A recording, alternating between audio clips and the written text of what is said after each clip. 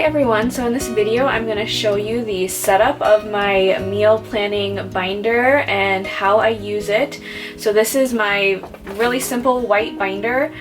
I've just printed out recipes and I have a little routine that I do that has taken me like 4 years to figure out how to do this, of trying, but this is the simplest way I've found to do it and the way that actually works for me.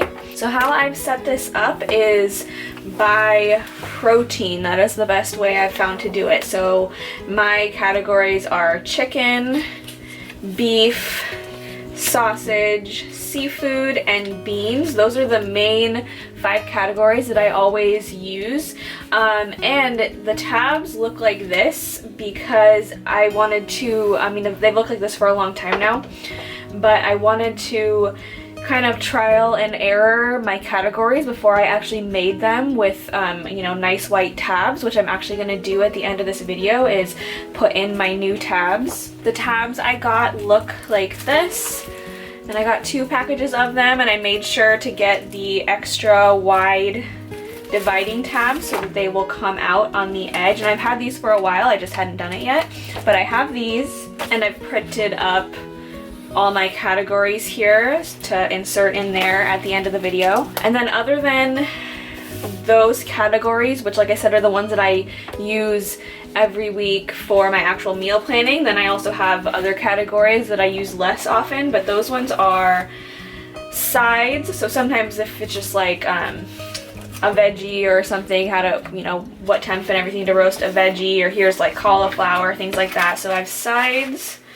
Then I have breakfast slash like muffins and breads. So like sweet potato bread here, breakfast muffins, stuff like that. I also put a lunch category in here for lunch ideas that are things that I wouldn't necessarily make for dinner, but they're lunch options. Another category I have is party food. Usually I forget like what I make and bring to like a party or a potluck, so I have that in there. I do have other, like right here, Instant Pot bone broth, bread, mayonnaise, stuff like that, and then of course dessert is at the very end. So those are all of my categories, but I suggest doing what I did with these are just sticky notes. And starting out, I've had this like this for probably like 5 or 6 months now, just like making sure that these are the categories that I'll actually use and that I like. So I recommend doing this first and then going with the tabs. So the next thing about my setup, so if you'll notice, I have all of my recipes in this same format. And yes, that is a little bit extra work, and if it doesn't matter to you, you wouldn't have to do that, but for me, I get really, like, meal planning, cooking, all this stuff doesn't really come naturally to me. It's kind of difficult. It just takes a lot of work and mental work for me to do it, and so I really need it to be as simple and streamlined as possible, and something that really helps me with that is not having lots of visual clutter. So I put all of my recipes into the same format, the same font, so that's optional, but that has really helped me to just like, I know what I'm doing whenever I'm cooking something, and I'm not like reading part of a blog that got, printed out with the recipe and everything. And then the other parts of my setup are these blank flashcards, and then of course my grocery list. So this grocery list I always have on my refrigerator. It has a magnet, that way both me and my husband can write down what we need when we think of it, and usually that is in the kitchen because that's when we're cooking and we realize we don't have something, so this is always on the fridge. And then I use these flashcards. These I use for my actual writing down my week's worth of recipes, but I'll show you that in the next section. So how I use this meal planner. So on either Sunday night or Monday, I pull out a week's worth of recipes, and for me a week is really 5 days, because I've just learned that if I try to make 7 days worth of meals, sometimes I have either too many leftovers or will end up going out to eat, usually either Friday night or Saturday night, something like that. So I've just learned that 5 nights of meals we will actually eat, and then 2 days are usually like a swing day. Either we'll just like make something really easy, or we'll go get something at a restaurant or whatever. So a week for me is 5 days. So I write on one of these cards Monday, Tuesday, Wednesday, Thursday, Friday. I pull out 5 meals from this binder, and then I pick which days I want each of those meals to be on, and I will actually pull the papers out, and they go in here and this goes in here. So for the week I have all my recipes right here, and then I have this, the days that I decided to make them on. And that way too I can see like if I'm gonna make curry chicken but all my chicken is frozen chicken, I need to pull all that out, or on any day if there's frozen something, I'll pull it out.